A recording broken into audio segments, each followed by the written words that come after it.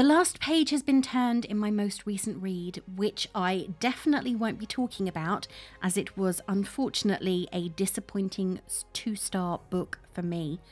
The book I am talking about today I finished at the start of the week and fits with the theme of this month, fantasy and cosy crime. Not together, of course, though if anyone does know of any books that straddle those two genres really well, please do let me know. So here I am, no spoilers, as opinion-filled as ever and ready to roll, all of which means it's time for the latest episode of Being Bookish.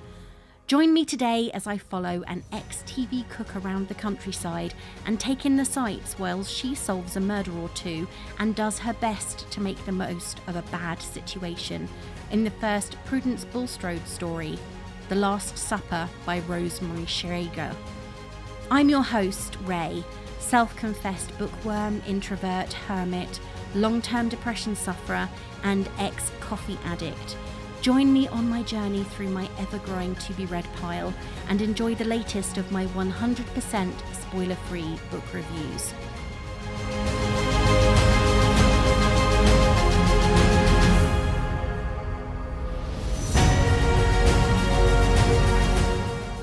As you know quite well by now, I am a massive fan of the cosy crime genre. There is something about it that makes me feel comfortable and comforted, and as though I am heading into the familiar. And this one is something by an author who previously wrote cookbooks.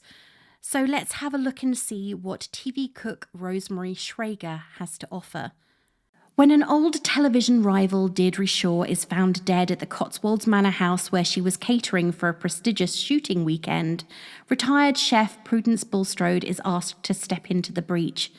Prudence is only too happy to take up the position, and soon she is working in the kitchens of Farleigh Manor. But Farleigh Manor is the home to secrets both old and new.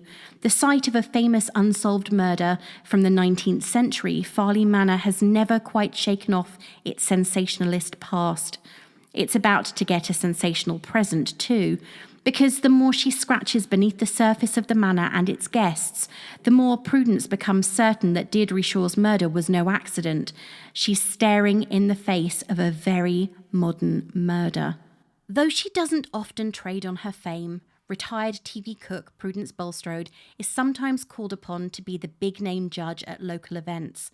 On this occasion, she is judging the Chelwood Gill Harvest Fair, the social event of the season where locals gather to judge and be judged. This year, Prudence is judging the best bakes, the best vegetables, and everything in between, or at least she is meant to be, right up until her ageing camper van rolls down the hill into the tents, scattering competitors far and wide. There is no one behind the wheel, so Prudence is blamed for destroying the fair.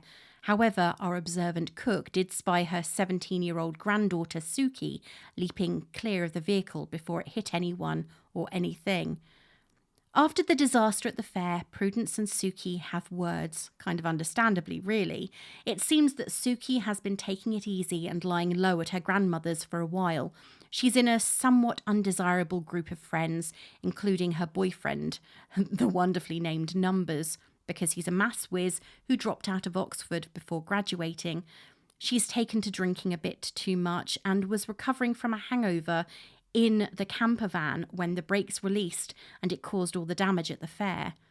The pair are in the middle of a serious conversation when Prudence gets a phone call. It appears that her TV cookery rival Deirdre Shaw was cooking for a prestigious shooting weekend at Farleigh Manor in the Cotswolds when she died suddenly of a heart attack in the rhubarb garden, and the party needed another cook. Prudence Bulstrode's name and reputation were what was desired. With an unwilling apprentice at her side in the form of her granddaughter, Prudence somewhat reluctantly heads to Farleigh Manor, rhubarb and Deirdre on her mind. Of course, being a stereotypical teenager, Suki is surgically attached to her iPhone and spends time chatting with Numbers, who is only too happy to send her stories of the manor and its dubious past. Farleigh Manor was the site of an unfortunate death when one poor, yet, as we later discover, cruel, governess drowned in a stream. poisoned, as it turned out, by her young charges, who disliked her intensely and only thought to scare her off.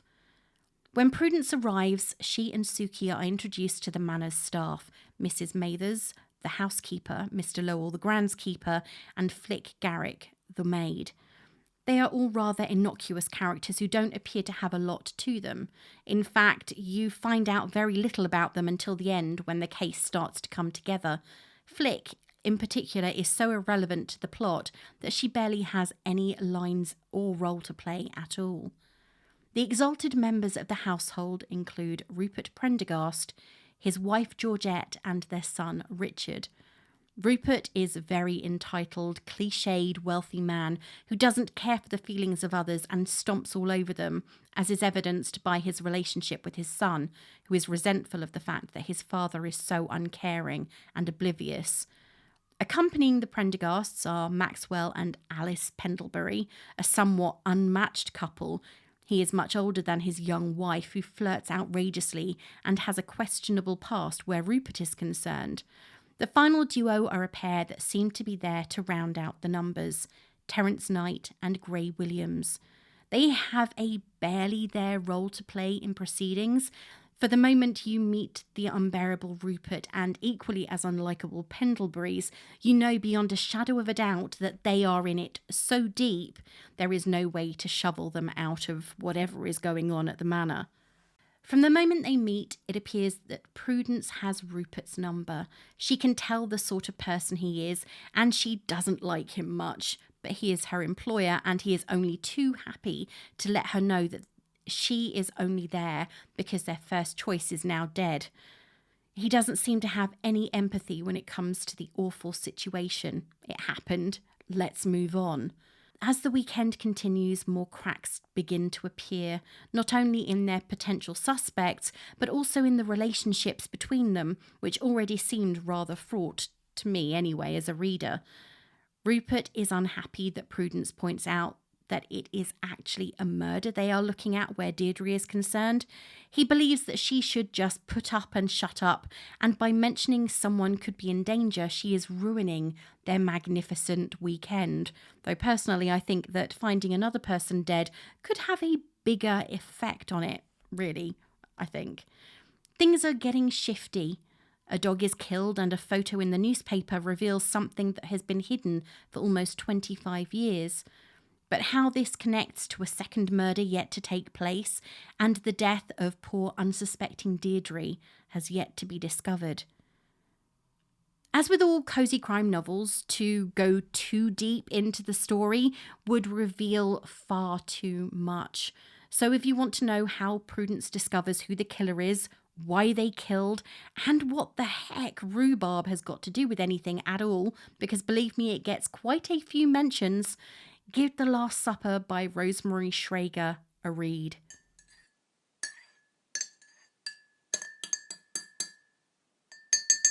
This was another of those impulse buys that I'm kind of famous for. A book I couldn't resist. But then I have been burned by those before. Listen to my review of Death Before Evensong to discover how wrong I can sometimes be. The cover isn't all that appealing, to be honest, a line drawing of a dead pheasant, but the blurb just made me curious. It sounded very much like a Miss Marple or perhaps a sort of Agatha Raisin type book. And these are books I struggle to walk away from, even if I've been burned by one that wasn't great relatively recently. I read through the book rather quickly once I got past the first few chapters, and the mystery unfolded quite well. However, checking it out on Goodreads, it seems that the mysteries of Prudence Bulstrode have not done that well with the general reviewing population. I didn't bother to check The Last Supper out on Goodreads, Amazon, or Storygraph before I picked it up, mostly because when it comes to cozy crime, I either like it or I don't. There doesn't tend to be some great fan following that screams whenever a new book is announced. That is something that it kind of seems is reserved for fantasy and science fiction.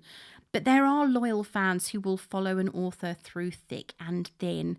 I am one of them with certain authors and genres. As someone new to the genre, with The Last Supper being her first fiction novel, Rosemary Shrager hasn't developed that sort of following, though I'm sure she has for her cookbooks. Reviews show how different we are as people. A book that one person loves beyond all reason could be the next person's least favourite creation. Just look at the reviews for the really popular books like Fourth Wing and Game of Thrones. While they have gained attention from readers who have loved them so much they are getting tattoos and naming their children after the main characters, there are also those who will scream from the rooftops how rubbish they think they are. As always, I want to give you a balanced perspective because hearing views from both ends of the spectrum can help you make your own decision if you are one of those who reads a review before they buy the book. Sure, I may not share them and they may have found something entirely different in the book when they read it, but that doesn't make their opinion or mine any less valid. This is how they felt about it. Of course, as I always say, don't let any of these reviews, including mine, sway you one way or the other. Rian gave the book 1 star as they felt the author had a bit of an axe to grind. They said, "A thin plot that could have been much better if the main character Prudence hadn't been so awfully written. In fact, the main character often felt like Mary Sue, making it difficult to read. The book was full of boring, old, and lazy stereotypes, such as teenagers being lazy and technology being inferior to good old-fashioned books. For example, the granddaughter Suki was pretty much forced to join Prudence as her assistant for a weekend as a private chef. Suki clearly doesn't want to do this, but is constantly being told off and reprimanded for not being 110% motivated and showing intuition. As far as I can tell, Suki has never worked in a professional kitchen, yet is expected to understand the role of a kitchen assistant. It blames her being a teenager, which is just lazy writing and poor judgment on the part of the author. The whole book felt like the author had an axe to grind about getting older and not fitting in with the times, that they resent not being considered a leading voice in the culinary world, and that newfangled ideas and concepts are just silly fads." Rian's review focuses on the negatives as regards Prudence's character and her somewhat old-fashioned perspective, especially when it comes to her granddaughter. As there are only 3 fully written 1-star reviews, it's actually difficult to see if there is a pattern. However, when looking at the 2-star reviews, you can see that certain negative aspects of Prudence and also Rosemary Shrager's own pedigree are brought into question. As always, it's interesting to look at what someone else thinks about a book I have already read. Not only does it make me consider elements that were already niggling at me to the point that I wanted to rate something lower or higher than I did on first reading, but it also helps me to put my finger on the plot points that I enjoyed. I have to be honest, I find it much easier to talk about reviews in a more balanced way when there are more opinions to look through. Of course, there will be those books that just don't seem to attract a lot of traction online, even when they sell well enough to get sequels. And this book seems to be among them. Despite having been released over a year ago and already having a sequel on the shelf, there are only 647 ratings and 89 fully written reviews of The Last Supper on Goodreads. Luckily, the figure is a little higher over on Amazon, though the reviews are, understandably, far less detailed. Of course, as I do try to provide you with a balanced perspective, I should probably stick to using just the one source. It's just so much harder when some sites tend to attract different types of reader. On Goodreads, the overall rating for the book currently stands at 3.66, which is rather average. But it does depend on what I'm comparing it to. Death Before Evensong by the Reverend Richard Coles has a 3.37. A Spoonful of Murder by J.M. Hall, which I will be reviewing at some point, has a 3.19. And The Thursday Murder Club by Richard Osman, which I actually really didn't like myself, has a 3.90, so much higher than the other books in this genre.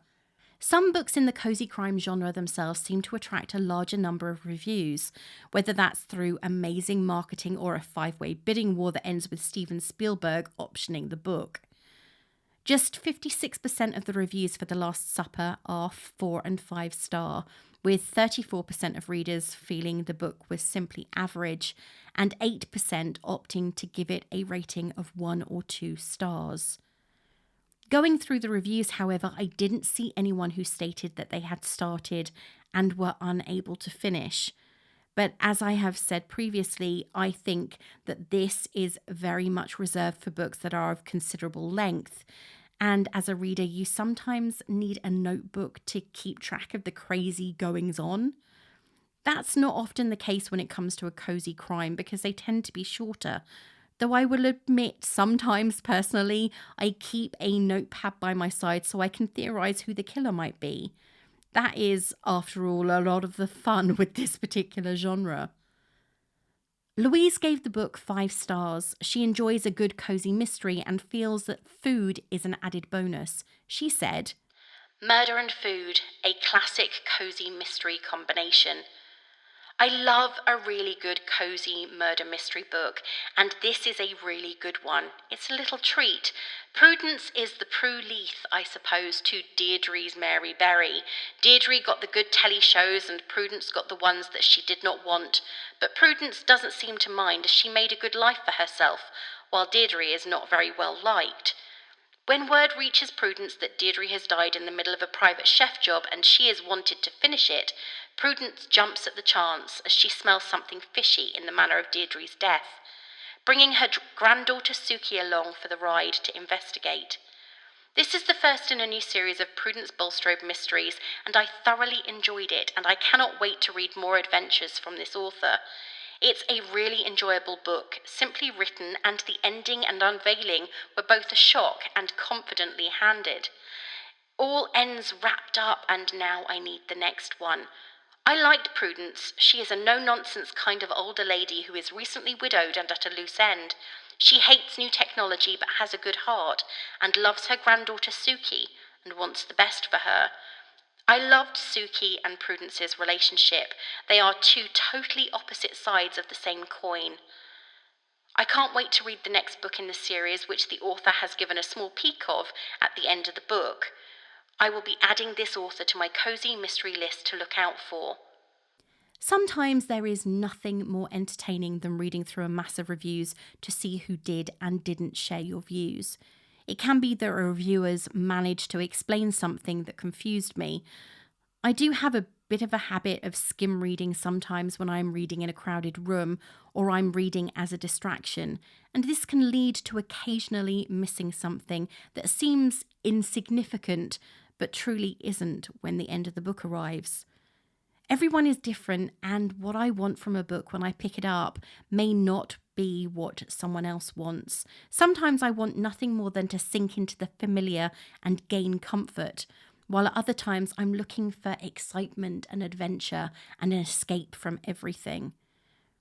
As a relatively new author in the cozy crime genre, Rosemary Shrager is better known for her multitude of cookbooks and her stint on TV in things like Ladette to Lady or I'm a Celebrity, Get Me Out of Here, neither of which I can personally say I've seen.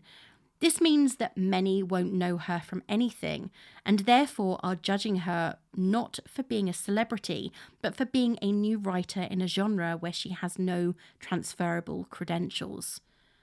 Sometimes I wish I could understand far more about the motives behind a review. Knowing what a reader was thinking about the book and why they picked it up would make it that much easier to know why they liked it or why they didn't. Some reviews, it seems, are written by people who had similar thoughts, but as anyone who has been part of a book club or any club in general could tell you, this is something that happens quite a lot. If one person notices a plot hole or a plot that doesn't go anywhere, then chances are others are going to notice the same thing. However, I will always advise you that you take any and every review with a pinch of salt. I'm always happy to give book recommendations, as are quite a number of people, but like everything, they are very personal. What I like may not be anywhere near what you're interested in. So if you've got limited time, think about the things you like, the books you've already read, the TV shows you enjoy.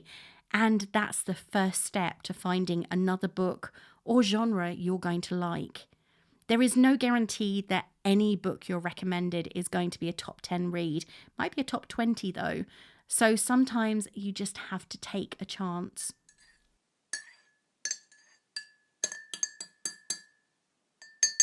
Anyway, now I've told you about other people's views, let's get down to it. Here are my thoughts on The Last Supper by Rosemary Shrager, completely spoiler-free and 100% honest. Did I like the book? I probably sound like a bit of a broken record when it comes to cozy crime and mysteries, but there aren't many ways to say that this is one of my favourite genres. Find a good one and you've got the perfect rainy day read. Couple it with a small plate of biscuits and a cup of tea and it's bliss. As the genre description kind of covers, they're a comfortable read that, despite the sometimes brutal murder, can be something of a warm hug. I have to be honest, when it comes to celebrity offerings though, I'm always just a tad dubious. Admittedly, I have been burned a few times with this particular genre and their celebrity authors, but as always, that is very much a personal opinion. At the very beginning of this year, in a style that is definitely becoming mine, I read the second Prudence Bulstrode novel by Rosemary Shrager over on NetGalley, The Proof in the Pudding. With many references in the book harking back to the first in the series, I have to admit I was curious. So off I went to Fox Lane Books' website, and away I came with an order that included The Last Supper and a few more tomes, because no book buy is complete with just one paperback. Seriously, if it were, then I would save myself a lot of money and my TBR would not be as big as it is. Despite being keen on reading The Last Supper, it's actually taken me more than half a year to get around to it. And I guess what you really want to know is whether it was worth the wait or not. As I have already said, and it has been mentioned by a number of reviewers on Goodreads, I am cautious when it comes to celebrity authors. Some can be really good and you can't help but wonder why they haven't always been a writer, while others were clearly picked up by an agent and published more because of their fame than their skill, which is, again, my personal opinion. Shrager's creation is, like her, an ex-TV cook who was famed for her home-style cooking. Prudence Bulstrode is, though her spiky name would suggest otherwise, and I have to admit that I kind of think more of Millicent Bulstrode from Harry Potter, a caring woman who only infrequently trades on her fame and the fact that she was a household name in the not-so-distant past. She is incredibly determined, and for some reason when I read about her, I imagine a woman who is not unlike the slightly stern and very strong-willed Miss Frost, who was the head of my infant school back in the late 70s. I actually loved her. She had a heart of gold, but you had to get past all the nettles to reach it. And to be honest, she was the teacher that everybody was terrified of, but I found that she was fantastic if you knew how to appeal to her. And as a reader, I'm someone that just happened to be in that select group of maybe 3. Admittedly, as is the wont of an amateur sleuth in most cozy crime novels, Prudence is a very nosy woman who will interfere in everything and anything to get the information she wants, even if she has no idea what she's doing. Shrager has definitely created a woman who manages to irritate everyone with her incessant nosiness. But there is that momentary doubt that this is what she intended, for surely being such a busybody is a way to ensure that she is next on the murderer's list. Anyway, it's clear that her curious nature is something that we're meant to find somewhat endearing, even though most of the time it's more annoying and frustrating than anything else. She is very old-fashioned in many of her views, which as someone who is almost 50 and has a mother in her late 60s, in fact, she turned 69 this week, feels somewhat at odds with what I know. This is clearly a woman with specific ideals, trying to write a character who has lived a similar life to hers, but perhaps has different views. As a woman who presented Ladette to Lady, you know that Shrager's own views will be very proper. That being said, the idiom is write what you know, and as far as food is concerned, she is definitely doing this. I was admittedly not a huge fan of Suki, Prudence's 17-year-old granddaughter. I know that it was mentioned in a review earlier that it felt that she was being very stereotypically judged. However, when you take into account what happens right at the very beginning of the book, it's hard not to. A bit of a delinquent who crashed her grandmother's camper van when she was a little drunk, she is purposely being set up to look irresponsible, lazy, and selfish. 3 qualities that make a character incredibly unlikable. This comes across really well. There is nothing about her that makes her someone you would want to spend time with, until she starts to follow her grandmother's rules and behave in a way that Prudence feels befits a young woman who is working with her in Farleigh Manor. While I admit that sometimes I have been heard to say, we'd never have got away with that when we were younger, or even in my day, I do feel that Suki has been dealt a rather unfair hand in The Last Supper. Though there are more characters in this book, they seem as though they sit on the periphery. We get a little background into each of them, though that doesn't come until more than halfway through the book, when Prudence begins to investigate the death of Deirdre. And this is despite the fact that Prudence suspects that someone else could be murdered, and that one of the inhabitants of Farleigh Manor could be the killer. Though I have to say, I actually enjoyed the resolution of the book, and as with most cozy crime novels, it was all tied up in a neat bow. No, I am not going to reveal whodunit or why. There were elements I felt could have been built on, and others that could have been left out entirely. The motive for the murder is actually an interesting one. It is one of the traditional motives as laid out by Dr. George Burgess McGrath, namely robbery, jealousy, or vengeance. But there were so many red herrings slipped in along the way that anyone could have done it, and the motive could have been any one of those 3. Shrager hid everything so well that it could have been said it was too well, if that makes sense. I like a book that keeps me guessing. While I like to have some ideas and make a few strategic hypotheses, I don't want to ruin the ending for myself, because a surprise is fun. When I read The Last Supper, I had no idea who had committed the crime or why, but I did know that there was a sequel because I had already read it. This shows me that Shrager's writing has actually improved. Her character development and the way that she created her drop-in characters, you know, the ones, they are the victim, the murderer, the suspect, and the family and friends of these 3 groups, has improved greatly between the first book and the second. For this reason alone, I can say that I liked The Last Supper, but it wasn't a book I loved. I read it quickly, the mystery was intriguing, and there was a historical element that could have been better used. But overall, it was a fun tour around a Cotswolds Manor house with a few unexpected events. Will I read more by Rosemary Shrager? Yes, more than likely. I've already read the 2 fiction novels that Rosemary Shrager has released, and it's purely because I enjoyed The Proof in the Pudding, her second release, that I picked up The Last Supper in the first place. However, it seems that the 3rd Prudence Bulstrode novel is due for release in February 2024, titled Too Many Cooks. I have to admit that I do love this use of cookery-focused proverbs as titles.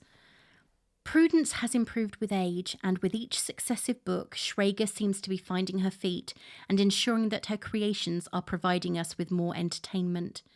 Suki is less the grumpy teenager and a little more comic relief and help for her grandmother rather than a strain on their relationship. And Prudence herself is the woman that we were told she was always meant to be, the TV cook who everyone loved watching for her homely recipes and reassuring manner. If you're looking for something like this, or you loved this and want something else, then try these.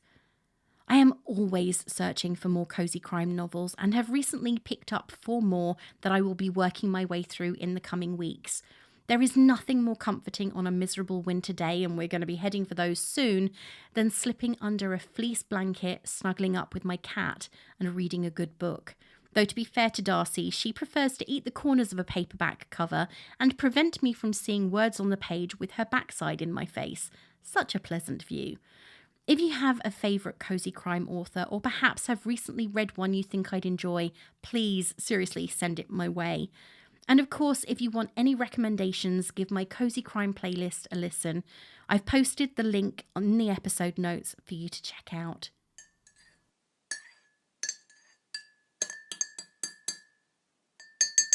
November is coming up fast, and I am not sure I am ready for it.